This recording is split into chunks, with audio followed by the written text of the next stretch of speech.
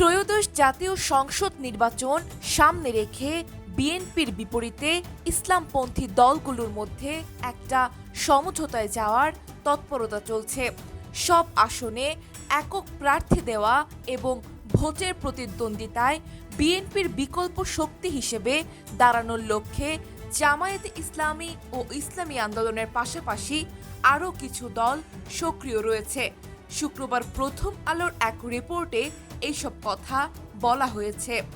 এতে আরও বলা হয়েছে, তবে এই সমঝোতা উদ্যোগকে এখনই জোট বলতে চাইছে না সংশ্লিষ্ট দলগুলো। সংশ্লিষ্ট সূত্রগুলো বলছে, এখনই জোট গঠনের কোনো ঘোষণা দেওয়া হবে না। নির্বাচনের তফসিল ঘোষণার পরে এটা একটা রূপ পেতে পারে।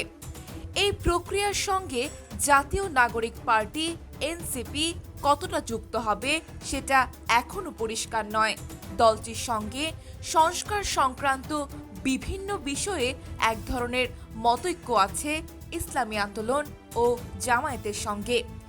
ইসলামী আন্দোলন বাংলাদেশের মুখপাত্র গাজী আতাউর রহমান প্রথম আলোকে বলেন, এনসিপিও নতুন বাংলাদেশের প্রত্যাশা নিয়ে এগোচ্ছে।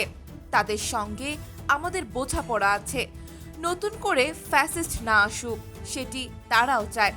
তাদের সঙ্গে ভালো যোগাযোগ আছে, হয়তো সামনেও যোগাযোগ হতে পারে। রাজনীতি সংশ্লিষ্ট সূত্রগুলোর মতে, আগামী নির্বাচনে আওয়ামী লীগ অংশ নিতে পারবে না।